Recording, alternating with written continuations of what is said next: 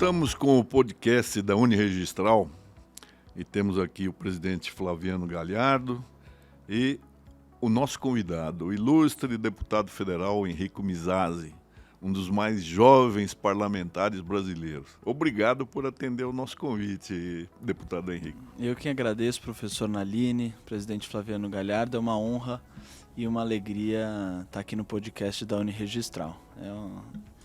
É uma alegria minha. Henrico, conte para quem está nos ouvindo, como é que você entrou para a política? Um jovem idealista, de tão sólida formação, como é que você ingressou no parlamento? Ótimo. Eu tive um ingresso na política, vamos dizer assim, um pouco inesperado, como muitas coisas na vida. Eu não sou de família política, eu sou advogado, né, formado no Largo de São Francisco. Minha família nunca se envolveu com política, mas eu sempre tive um interesse, vamos dizer assim, intelectual pelos temas da política, de acompanhar, estudar a teoria do Estado, o direito constitucional. Sempre foram as matérias que mais me atraíram, filosofia do direito. Mas nunca me envolvi também com política acadêmica ou universitária. Era algo que ficava no âmbito da teoria mesmo. Mas no meio da faculdade eu fui apresentado por um professor que era amigo em comum a um deputado estadual chamado Reinaldo Augusto. Eu estava no 3º ano da faculdade, estava estagiando num escritório de advocacia na área de arbitragem internacional. E o deputado Reinaldo Augusto, que já era deputado terminando o 2º mandato, isso foi em 2014, me convidou para trabalhar com ele. E eu topei na curiosidade, né? De ter uma experiência que eu não imaginava ter, conhecer como é que funciona uma Assembleia Legislativa, como funciona prefeituras, como funciona o processo legislativo na prática. E então no início de 2015 eu fui trabalhar na Alesp.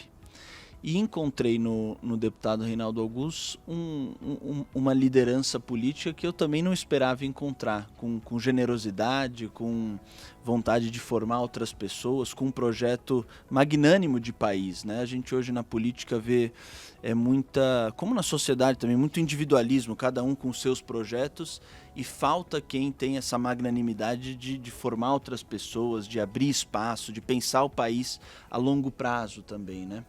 Então eu trabalhei com o Reinaldo, desde servir café para vereador e para prefeito, fazer planilha, levantar plaquinha em reunião, até, enfim, missões um pouquinho mais complexas.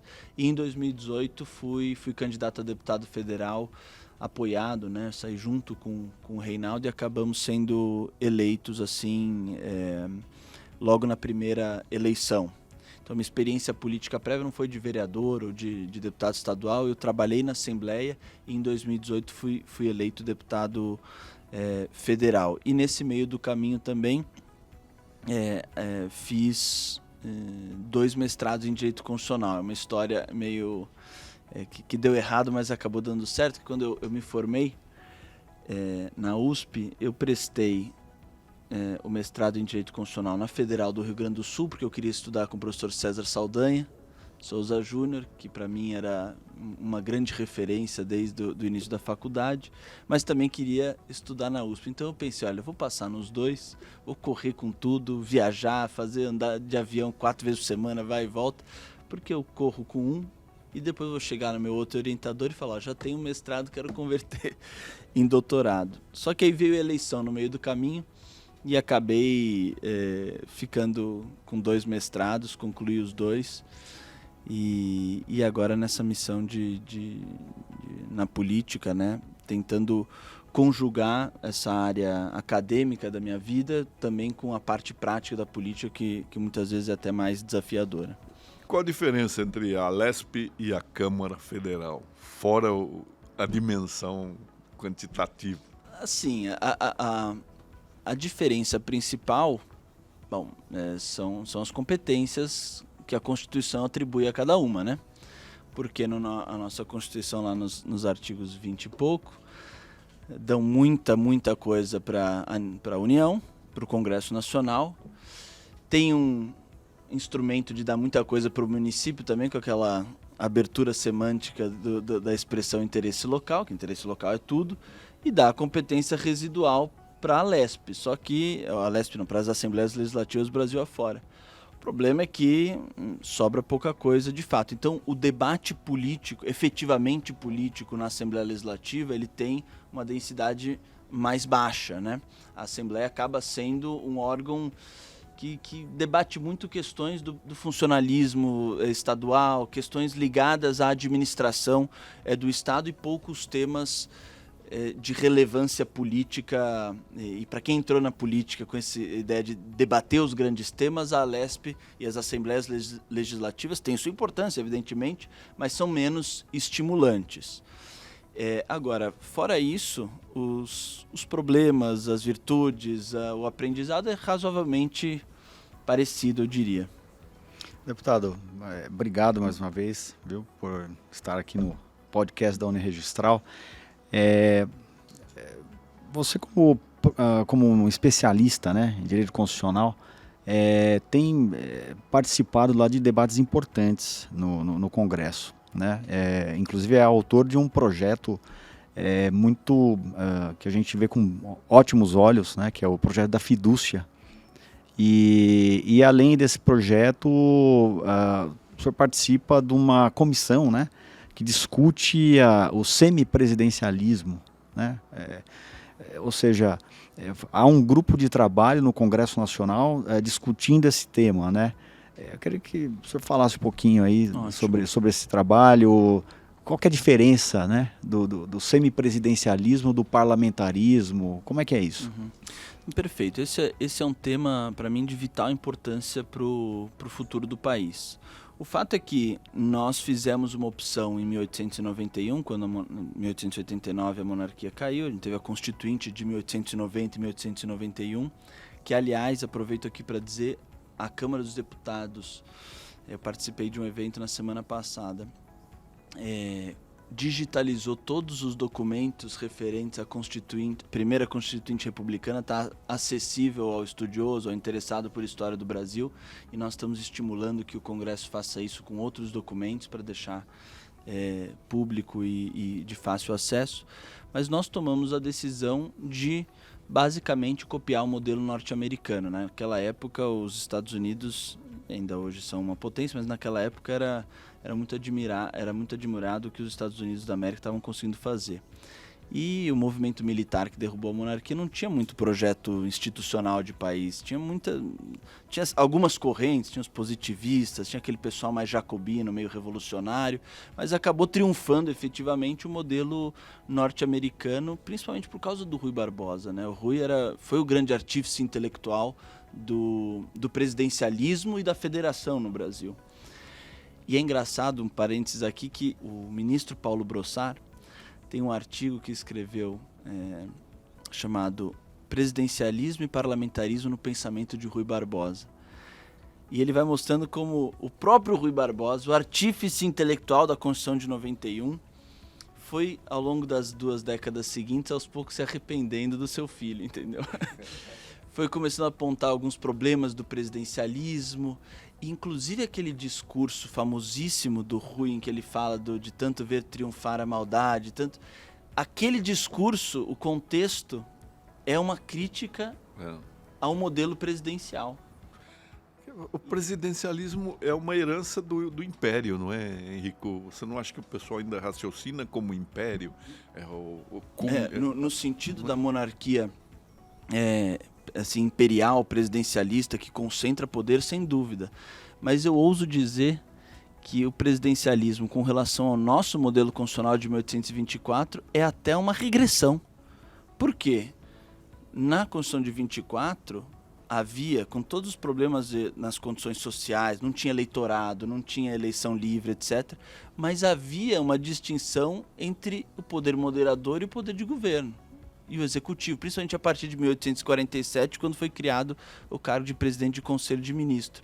Então, a Constituição de 24 fazia a divisão ou a diferenciação entre a chefia de Estado e a chefia de governo, ainda que o poder moderador naquela época tivesse intrusões no governo.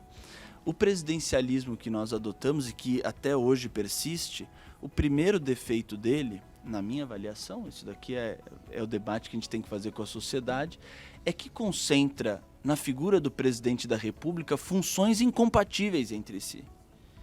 Porque um chefe de Estado precisa ser alguém que exerce uma função moderadora, arbitral e que represente a unidade da nação. É preciso que haja no sistema político alguém que exerça essa função. E o chefe de governo precisa ser alguém que tem responsabilidade por fazer cumprir um programa de governo que venceu as eleições. Agora, que a mesma pessoa seja parcial, imparcial e parcial, que represente a unidade e represente a parte vencedora, que modere, mas ao mesmo tempo seja quem tem responsabilidade por fazer avançar uma agenda de governo.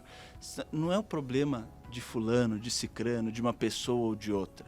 É um problema na concepção da instituição. E soma-se a isso, no Brasil, o fato de que o presidente da República acaba sendo, na prática, um chefe da administração também. Porque a quantidade de cargos à disposição do presidente da República é uma coisa assustadora, né? São milhares e milhares de cargos, seja de nomeação livre, seja de nomeação em função de confiança de funcionários de carreira, né? Mas o fato é que o grau de ingerência que um chefe do executivo, seja presidente, governador, prefeito, tem na administração pública, faz com que os nossos chefes do executivo, nesse modelo presidencial, sejam chefe de Estado, chefe de governo, chefe da administração. E isso é, assim, é muito poder para uma pessoa. Não dá para exercer nocivo, todas né? essas funções. E o que seria, então, o semipresidencialismo? O semipresidencialismo propõe uma modernização e uma racionalização no agenciamento das funções. Ou seja, a primeira coisa que o semipresidencialismo faz é separar a chefia de Estado da chefia de governo. É criar essa diferenciação, de maneira que o chefe de Estado ele tenha, e depois, claro que há calibragens, a gente já toca nisso, mas que o chefe de Estado tenha uma função de representação da unidade, de uma função moderadora, para usar o termo da Constituição de 24, uma função arbitral, e que o chefe de governo seja responsável em unidade com a maioria parlamentar pela condução do governo, porque essa é a segunda mudança que o semipresidencialismo faz. O que acontece hoje? O presidente da República é eleito e os deputados e senadores são eleitos de uma forma dissociada do presidente. E quem governa o país não é o presidente junto com o Congresso Nacional. Ou seja, o presidente da República faz as suas promessas, assume seus compromissos de campanha e quando ele assume no dia 1º de janeiro, ele tem 594 sócios que ele não escolheu e que não tem vínculo com o governo. O vínculo tem de simpatia ou de concordância, mas não tem institucionalmente a exigência de uma maioria. E o que acontece? Bom, presidencialismo de coalizão. Uma coisa instável, e aí o número de partidos atrapalha nisso também, né? Evidentemente, atrapalha em qualquer lugar e no nosso sistema atrapalha ainda mais. Só que o presidencialismo de coalizão é fruto dessa dinâmica que se estabelece no presidencialismo na relação entre o chefe do executivo e a maioria parlamentar. É uma relação de construção a posteriori. Você está entendendo? Você precisa... E mais, é uma construção semana a semana, professor. É desesperador. Porque a cada semana tem que ficar negociando uma maioria parlamentar para aprovar.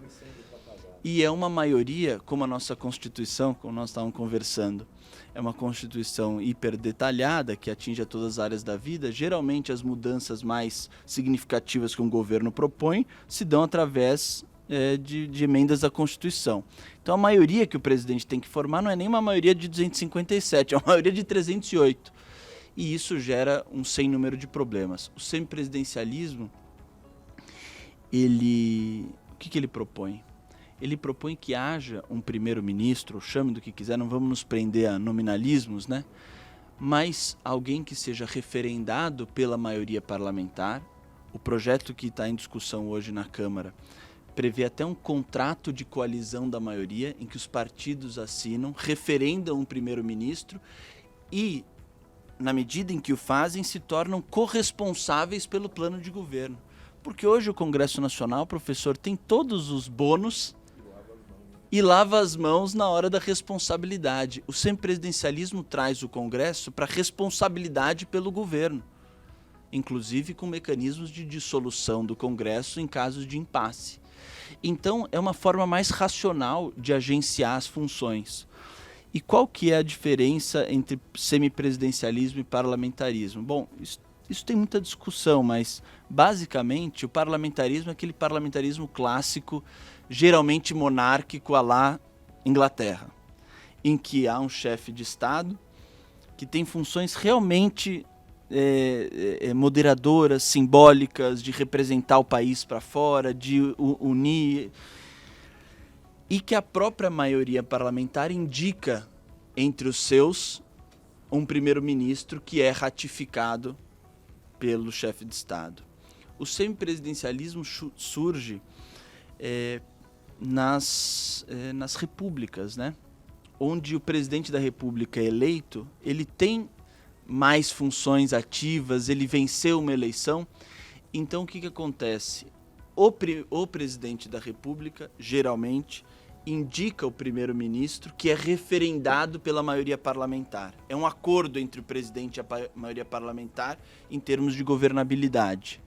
Então, no parlamentarismo clássico, é a maioria parlamentar que escolhe um deputado para ser o líder de partido que venceu, que fez a maioria, que vai ser o primeiro-ministro. E o chefe de Estado dá o ok, homologa, ratifica. No semipresidencialismo, geralmente, o presidente da República, e é esse o modelo que inicialmente nós estamos discutindo, porque no Brasil a democracia é associada à eleição de presidente, né? Nós fizemos a redemocratização através das diretas já, então é inconcebível para a sensibilidade política do brasileiro que o presidente seja uma figura meramente decorativa, mas no semipresidencialismo, o presidente eleito, ele indica um primeiro-ministro que é referendado pela maioria parlamentar, e aí o governo passa a ser a função primária do primeiro-ministro, mas a agenda de governo é do presidente da República, que sai um pouquinho da arena diária da lida com o parlamento e é capaz de exercer as funções de forma mais... Agora, isso obviamente passa pela discussão de uma redução do número de partidos, né? Que é uma loucura o número de partidos políticos que tem no Brasil, né? Mas é que isso daí, assim, o número de partidos que nós temos hoje inviabiliza qualquer sistema, não é o semipresidencialismo ou o presidencialismo. O nosso sistema hoje, só vendo, são, acho que registrados no TSE são 35. É muita coisa. 79, 69. Mas hoje nós temos a cláusula de barreira, né? Então, nós nos últimos tempos temos feito alguns avanços, principalmente com a questão da cláusula de barreira e agora com a proibição de coligação. Porque uma democracia funcional em termos de governabilidade não pode ter muito mais do que 6, 7 partidos. E olhe lá, 10 partidos, mas 35 não funciona. Porque, enfim, acontece o que acontece hoje. A maioria é extremamente instável, cada um tem os seus interesses legítimos ou não para compor o governo e fica o presidencialismo se degenera num presidencialismo, como gostam de apelidar, de cooptação, né? O tempo inteiro tentando estabilizar uma maioria que, pela sua natureza, vai ser sempre instável. Então nós precisamos ter consciência de que a democracia se faz por instituições racionais. E a diminuição de número de partidos, nós vamos ver agora, no final do ano, depois das eleições, o número certamente vai diminuir por causa da cláusula de barreira e por causa da proibição de coligação. E esse caminho é sem volta, nós precisamos fazer isso, seja para adotar o semipresidencialismo, seja para ter um presidencialismo saudável.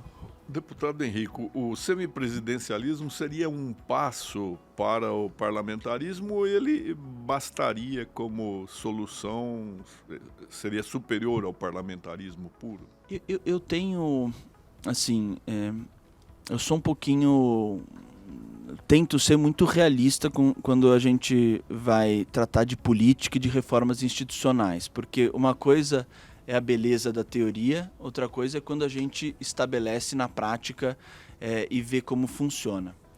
A minha sensação é de que um parlamentarismo puro no Brasil é uma coisa hoje inviável. Até porque nós temos na figura do presidente, como eu disse, a figura proeminente da República. E isso está assim, sedimentado na alma do brasileiro. E isso tem que ser respeitado. Não pode de cima para baixo, não se extrai isso, não se retira isso de cima para baixo. Então, eu acredito que o modelo ideal para tentar, para a gente discutir agora, é uma forma de semipresidencialismo que preserve funções também ao presidente da República, como é em Portugal, como é na França, né? Eu acredito que esse modelo é o modelo que tem mais capacidade de se adaptar às condições, seja políticas, seja até, vamos dizer, sociopsicológicas do povo brasileiro, entendeu? Que, assim, o sistema de governo é o coração de uma democracia. Então, se uma mudança de sistema não for batizada com a legitimidade popular, e eu não quero dizer aqui que necessariamente tem que ter plebiscito ou referendo, não. Precisa ter a legitimidade precisa vir, as pessoas precisam compreender e aceitar. Se não tiver isso, nós colocamos em xeque a legitimidade do sistema e isso causa mais instabilidade. Por isso que eu acredito que no grupo de trabalho que o presidente Arthur criou, ele deu muita liberdade, não tem prazo. Quer dizer, o grupo de trabalho tem prazo, mas não tem prazo para entregar um texto a ser votado até o final do ano, não tem isso. É o estímulo ao debate. Vamos conversar com a associação comercial, com a Uniregistral, com associações civis, com a universidade. É muito bacana que nota-se que quem compõe essa comissão, a grande maioria dos deputados são deputados jovens, né? São. Eu vi também que a deputada Luísa Canziani compõe, o deputado Marcel Van Hatten, né? Isso é bem bacana. Tem Marcel Van Hatten, tem o Luiz Felipe de Orleans e Bragança, que escreveu livros defendendo o semipresidencialismo também. Ele vai fazer um livro, e o Ives escolheu 10 constitucionalistas para fazer por generosidade, me incluiu entre os 10 aí. Então, eu acho que esse tema precisa ser bem debatido, né? A sociedade precisaria participar, né, deputado? Precisa participar e nós precisamos, na minha visão, conscientizar as pessoas do histórico do presidencialismo no Brasil. Claro que nem todos os problemas do país são atribuíveis ao sistema de governo. Isso daí seria um reducionismo. Mas se nós pararmos para pensar a história política dos últimos 130 anos no Brasil, nós tivemos Constituição de 91, de 34, 37, 46, 67, 69, 88, né? 7 constituições. Nós tivemos renúncia de quem? Do Jânio, renúncia 2 impeachments, né? Um suicídio presidencial, crises de toda a ordem. A história da República no Brasil, da República Presidencial, é uma história de instabilidade política. E muito disso, na minha avaliação, é atribuível a essa confusão de funções e a dinâmica equivocada que o presidencialismo estabelece entre o presidente e o Congresso Nacional. Quem olha a história assim, num contexto bem distante, vê que depois de um império estável, equilibrado, né, comandado por um estadista, nós tivemos depois só crises, né? Só crises. E aí as pessoas falam, mas nos Estados Unidos da América o presidencialismo funciona. O problema é que os Estados Unidos é fora da curva. Ali o modelo é excepcional. Em primeiro lugar, começou diferente e, em primeiro lugar, lá o federalismo, a federação é verdadeira, é para valer.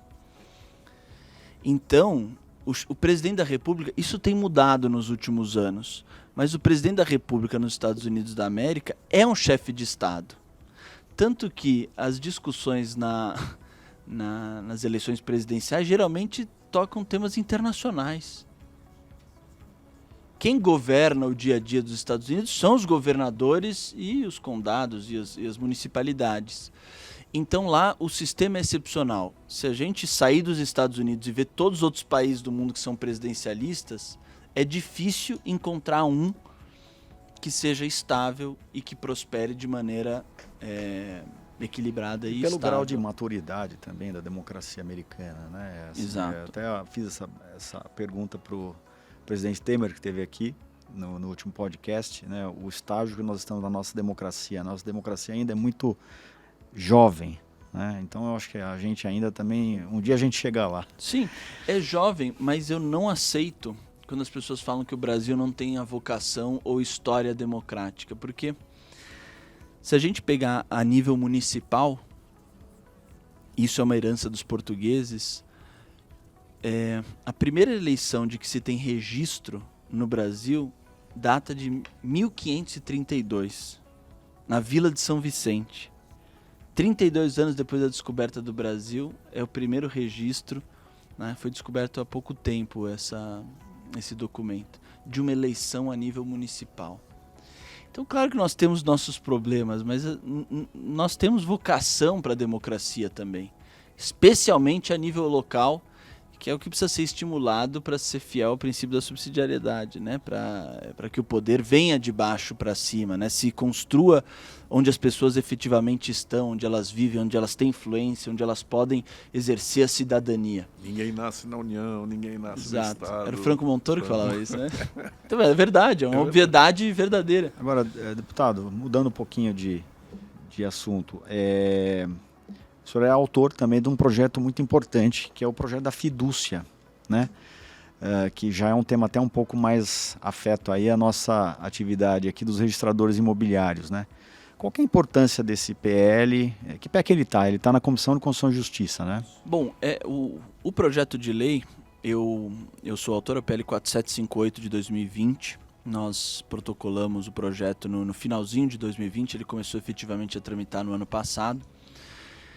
E foi fruto de um estudo coordenado pelo Dr. Melim Chalub e assim, coordenado por ele, mas é um projeto feito pelo Instituto dos Advogados do Brasil. E trata-se basicamente, se a gente for resumir, de uma sistematização, né, do contrato de fidúcia, que no resto do mundo, principalmente no direito inglês e norte-americano, é algo que já se tem uma prática muito consolidada e que no Brasil nós temos algumas aplicações, mas de maneira mais esparsa do que efetivamente sistematizada. Então a ideia do PL 4758 é criar um regime geral da fidúcia no Brasil, aplicável a todos os âmbitos da vida onde o contrato de fidúcia faz sentido. Então, em planejamento sucessório, em incorporação imobiliária e daí por diante. Então, o projeto de lei, ele foi protocolado, foi aprovado na Comissão de Finanças e Tributação no meio do ano passado, que era o grande gargalo, que quem conhece a dinâmica lá das comissões na Câmara sabe que a CFT é o abatedouro de projetos. Porque lá eles aplicam, inclusive, isso é uma coisa muito interessante, eles aplicam súmulas de entendimento para barrar projeto. Então, projeto que vai causar diminuição da arrecadação cai na CFT e morreu. Não anda mais, entendeu? Não volta mais. Então, a gente fez um trabalho liderado pelo deputado Eduardo Cury, que foi o relator, do PSDB aqui de São Paulo, lá de São José dos Campos, uma pessoa um deputado de primeira grandeza, assim, uma pessoa dedicadíssima, tenho muita admiração por ele. Ele coordenou esse trabalho como relator e aprovou, se eu não me engano, por unanimidade o PL na CFT. E foi desafiador porque tem uma dimensão, uma discussão tributária envolvendo os contratos de fidúcia, o trust, tem uma questão da natureza e da tributação dos rendimentos, enfim. Aprovou e foi para a CCJ. Chegou a entrar na pauta nas últimas sessões do ano passado, mas acabou não sendo votado e deve ser votado. Nós vamos fazer esse trabalho para incluir na pauta logo que a Comissão de Constituição e Justiça for reinstalada, o que deve acontecer nas próximas semanas, para que seja um dos primeiros projetos a serem aprovados. Já existe um relativo consenso entre a maioria. Tem uma questão ainda que é mais de incompreensão do que divergência, né? Porque falou em trust no Brasil, já vem falcatrua na cabeça, né? Então, quando eu comecei a falar com alguns colegas no do projeto, você vê que alguns torcem não, mas e o trust na Suíça que vai fazer para lavar dinheiro? Não tem nada a ver com isso. O que a gente está querendo fazer é justamente regulamentar, dar clareza, da segurança jurídica para as operações e para os contratos de fidúcia no Brasil. Aliás, desculpa, o projeto prevê a publicidade E no aí registro que de vocês imóveis, entram. a constituição do negócio fiduciário, ou seja, aquela Exatamente. transmissão com o intuito que não da própria transmissão em si, mas com outra finalidade, né? Com patrimônio afetado. Se dá no registro de imóveis. Então, Exato. quer dizer, Então é justamente por isso. Acho que aqui o ponto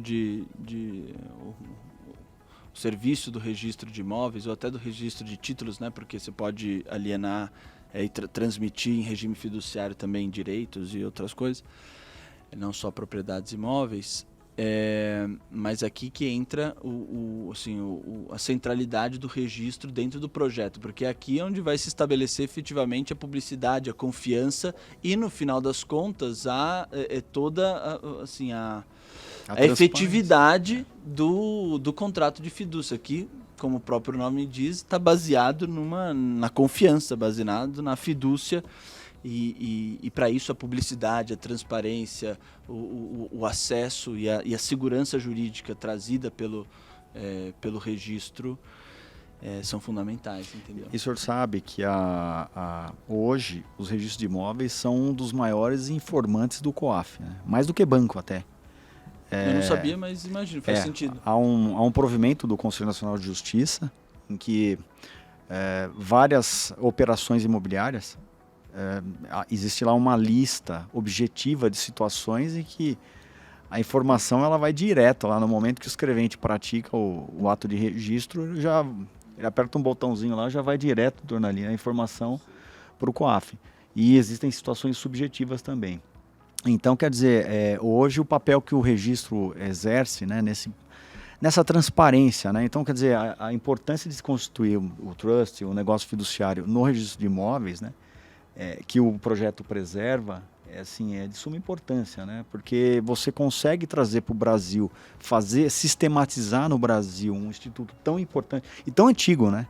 Porque o trust, o negócio fiduciário vem lá da Roma Antiga, né? Fazer funcionar no Brasil um instituto tão rico, né? Sim.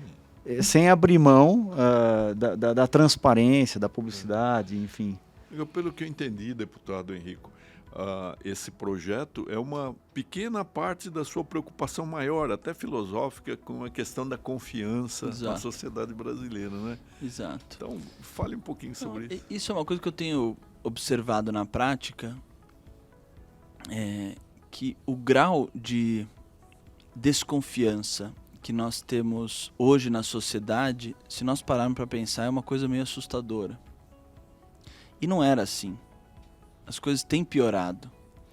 Eu vou contar um fato que eu ouvi numa dessas andanças pelo interior de São Paulo, que para mim vai ficar para sempre na minha memória, sobre essa questão da desconfiança. Estava batendo papo sobre isso com um senhor que foi candidato a vereador, não foi eleito, uma pessoa super simples, tem 60 e poucos anos de idade, e ao bater o papo com ele ficou profundamente introspectivo. Você via que ele estava processando alguma coisa, e ele virou para mim e falou: Henrico, sabe que esse negócio da desconfiança é sério, né? Porque há 30 anos atrás, ele mora numa cidadezinha de 15 mil habitantes, perto de São Carlos, Ibaté. E há 30 anos atrás, quando eu voltava à noite, sozinho, do serviço, e escutava uns passos atrás de mim, eu logo pensava: graças a Deus que eu não estou sozinho à noite. Henrico, passaram-se 30 anos, eu continuo voltando à noite sozinho. Agora, quando eu escuto uns passos atrás de mim, eu penso: quem é que vai me assaltar? E aí ele começou a se perguntar: o que aconteceu comigo? O que aconteceu com a minha cidade? Que o mesmo fato, escutar uns passos atrás de mim, há 30 anos gerava em mim segurança e confiança, né? E passados 30 anos geram o exato contrário, desesperança e medo. Só que o problema da desconfiança é um problema que não para nela só. A desconfiança é o maior desmobilizador da sociedade, porque se eu não confio no professor Naline, no Dr. Flaviano, eu não vou me unir a eles para nada. Eu não vou partilhar minha vida com alguém que eu desconfio. O máximo que eu vou fazer é usar as pessoas em benefício próprio. E aí nós vamos inviabilizando o exercício da cidadania pela propagação da desconfiança. As pessoas não cuidam mais do cercadinho para fora, é só para dentro.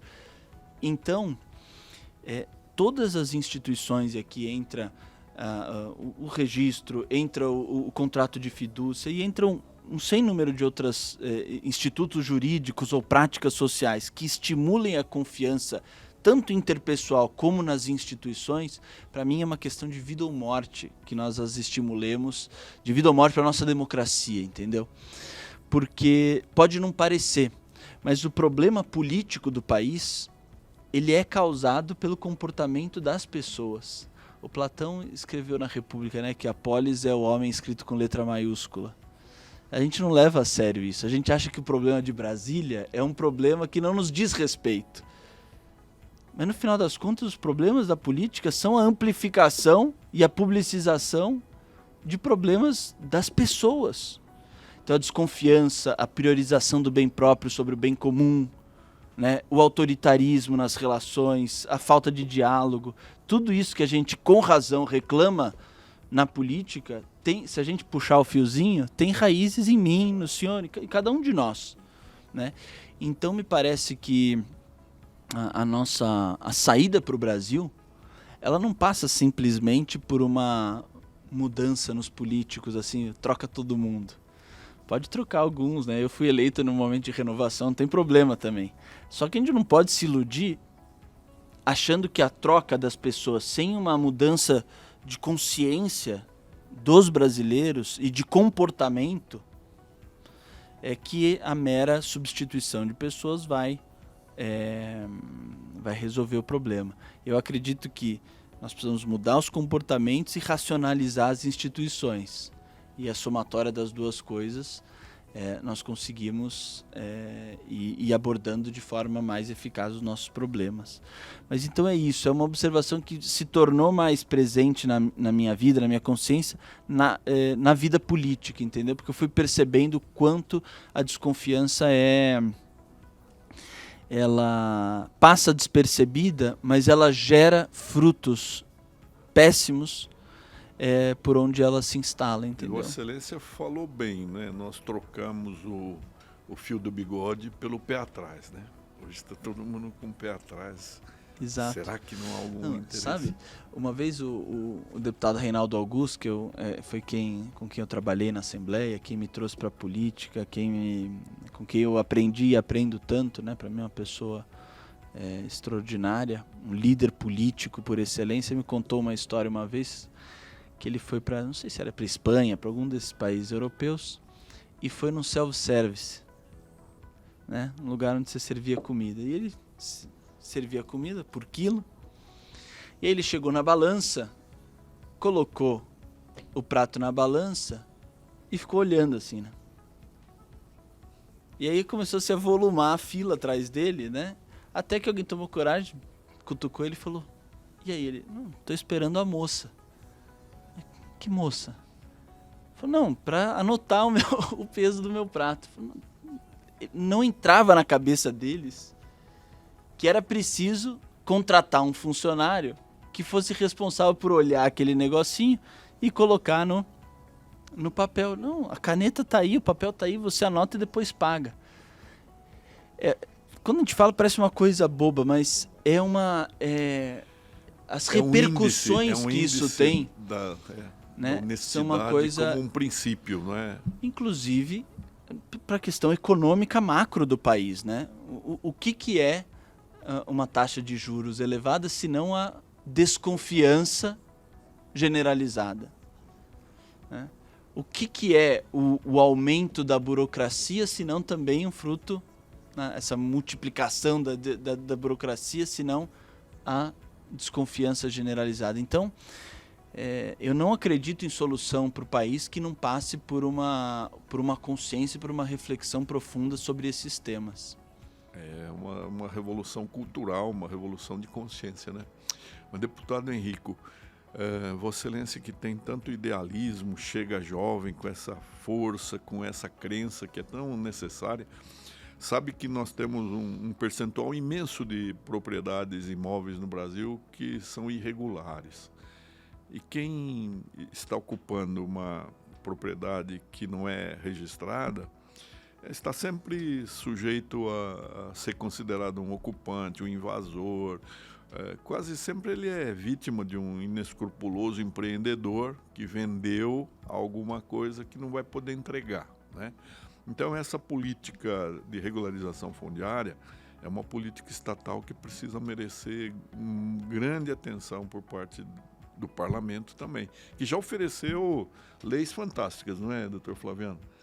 Nós temos o esquema normativo muito bom, mas está faltando, eu acho que é aí que o doutor Flaviano pode até falar o que falta. Operacionalização. A gente avançou bastante nessa agenda. Hoje nós já temos a digitalização de todo o processo de regularização fundiária. No estado de São Paulo, a gente já, nos últimos 7 anos, atingimos a marca de mais de 310 mil títulos entregues só no âmbito do estado de São Paulo, né, para não falar da agenda Brasil, né? Mas a gente entende que ainda precisa avançar mais, como política pública mesmo, porque é uma iniciativa pública, né? Assim, são os municípios, as prefeituras. O que você acha que a gente assim, pode avançar nessa agenda, nesse tema de trazer essa outra metade do Brasil que está fora do registro para dentro do registro imóvel, para que isso possa circular, né, dentro da legalidade, dentro da formalidade, essas pessoas terem cidadania, terem um endereço. E é uma questão econômica também, porque claro, ele pode financiar, melhorar. De acesso a crédito, de tudo. É uma questão, não é só econômica de acesso a crédito, é uma questão ambiental de primeira grandeza. Enfim, os liberais diziam que a ordem pública é construída em cima do direito à propriedade, né? Então, a gente aqui está tocando num dos eixos centrais de qualquer país que se queira democrático, que se queira um Estado de Direito. O que eu vejo pela minha experiência, claro que a minha experiência é muito mais legislativa do que enfim, no executivo e na formulação mais dia a dia das políticas públicas. Só que o que eu vejo é que existe um certo câncer na administração pública no Brasil afora, e o professor pode dizer com muito mais propriedade do que eu, que é podemos usar uma palavra bonita, que é uma desunião, uma fragmentação, mas no final das contas é uma bateção de cabeça sem fim.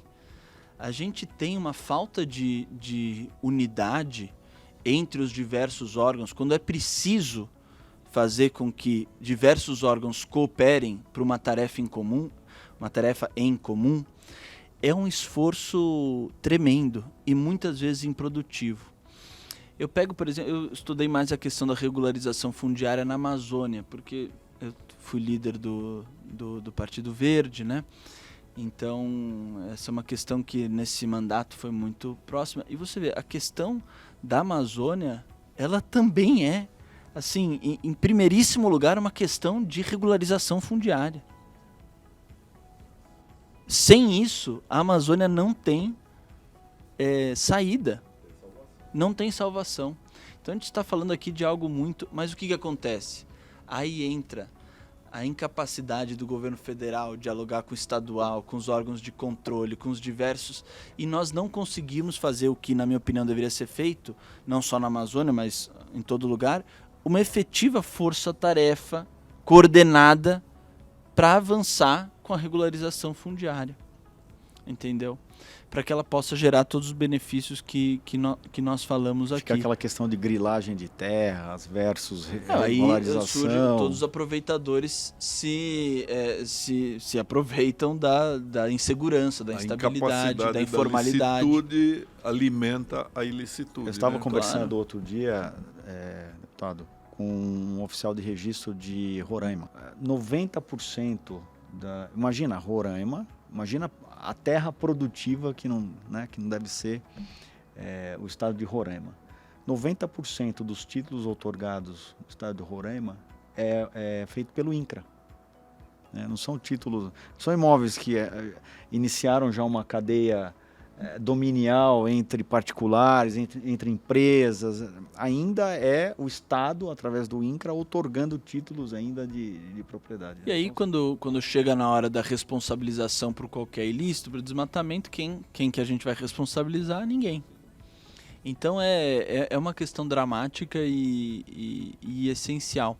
Nesse sentido dessa coordenação entre a administração pública, a gente aprovou um projeto de lei, acabei de lembrar disso, né? Eu relatei na CCJ e já virou lei, era um projeto de lei do Anastasia, do senador Anastasia, que é professor de Direito Administrativo, e agora está começando a ser implementado, vai demorar um pouquinho a lei, mas cria a figura da decisão coordenada na administração, facilitando a decisão administrativa quando mais de um órgão tem que se manifestar em determinado processo. Cria-se uma comissão ad hoc, uma comissão temporária, com representantes de todos os órgãos, para que todos tomem a decisão, se manifestem e o negócio não fique no ping-pong, vai para lá, depois vai para cá, vai para a mesa aí do 3 outro. meses para lá, 6 para lá.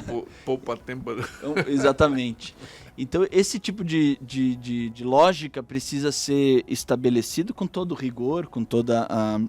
Enfim, não é para pular etapas, é para ser rigoroso. A gente está tratando aqui de propriedade, muitas vezes estamos tratando de terra pública da União, é preciso que haja todo o rigor possível, mas é uma questão central para o país que isso tenha celeridade e segurança. Deputado, Vossa Excelência está conversando com milhares de jovens, porque o nosso podcast é disseminado por todo o Brasil, e esses jovens, eles precisam acreditar na política. Então, através de uma mensagem sua, que é um jovem que é brilhante, né, que tem tantas ideias boas, o que Vossa Excelência diria para eles, para que eles prestem mais atenção naquilo que acontece e o que eles podem fazer para que o Brasil seja o Brasil dos nossos sonhos?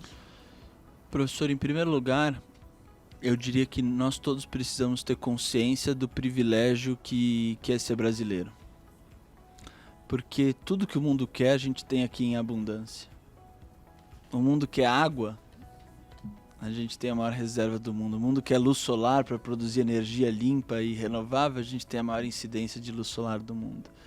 A gente tem a Amazônia, a gente tem a biodiversidade brasileira, a gente tem um país que, apesar de ter índices violentos, é um país que, na sua essência, é um país em que todo mundo se sente em casa, que é a maior colônia de italianos fora de Itália, da Itália, de portugueses fora de Portugal, de coreanos fora da Coreia, japoneses, e ninguém se sente menos brasileiro. Todo mundo, em uma ou duas gerações, está absolutamente integrado numa coisa só. Então, o Brasil, eu não aceito as pessoas que menosprezam o Brasil. O problema é que a gente está errando em algum momento no meio do caminho, né? Se a gente compara a entrada com a saída, né? O que a gente recebeu com o que a gente está conseguindo dar, nós estamos em algum momento no meio do caminho errando. E é preciso que nós façamos como país e como cidadãos, como pessoas mesmo, um exame de consciência sério sobre onde está a nossa parte da responsabilidade. Porque o problema, como a gente falou ao longo do podcast, o problema não é só Brasília ou só o serviço público ou só a política. O problema comum é um problema cuja responsabilidade também é de cada um de nós. Essa é a essência da democracia. A democracia é um regime maravilhoso, onde há liberdades e direitos que em nenhum outro lugar tem. Só que é um regime que exige a assunção de deveres por parte de cada um de nós. Um compromisso, um dever para com o bem comum. Um dever, inclusive, vou além, de renunciar, às vezes, a interesses e bens próprios em prol daquilo que é um bem comum. Então, a grande mudança que nós precisamos fazer é uma mudança de visão e de comportamento. É isso que o Brasil precisa para deslanchar, é isso que o Brasil precisa para ser o Brasil dos nossos sonhos. Então, essa é a minha... é isso que eu tenho dedicado, na verdade, a minha vida. Não tenho plano B, isso aqui é a minha vida, e eu tenho muita esperança que nós vamos conseguir fazer do Brasil um lugar mais justo, um lugar mais fraterno, um lugar onde as pessoas, do qual as pessoas não queiram sair para fazer suas vidas, mas no qual as pessoas possam prosperar em comunidade. Com homens públicos como Vossa Excelência, nós estamos no bom caminho. Obrigado. Deputado Henrico, muito obrigado pela presença aqui na Arisp, e a Uniregistral, a Arisp está à disposição também para contribuir, eventualmente com qualquer ideia, debate, né, Tornalini? E porque os registradores de imóveis também têm essa consciência e pretende construir projetos de melhoria sempre. Essa é uma agenda aqui da Arisp e do Colégio do Registro de Imóveis do Brasil, né, de Agenda Brasil, melhoria do registro de imóveis e melhoria do nosso país, que, afinal de contas, é onde a gente quer viver para o resto de nossas vidas, né? Muito obrigado e volte sempre. Eu que agradeço, fico sempre à disposição também e no parlamento, em qualquer outro, porque eu acho que essa proximidade é fundamental para a gente tomar boas decisões, né? A gente não entende sobre tudo, a gente precisa de ajuda, de informação e de pessoas que estejam pensando, sim, o setor, mas integrado no todo do país. Então, contem comigo e para mim é uma alegria estar com você, Flaviano, e também com o professor Nalini. Obrigado. Dr. Flaviano Galhardo e eu conversamos com o deputado Henrico Mizasi. Divulgue esse podcast, vocês vão gostar muito.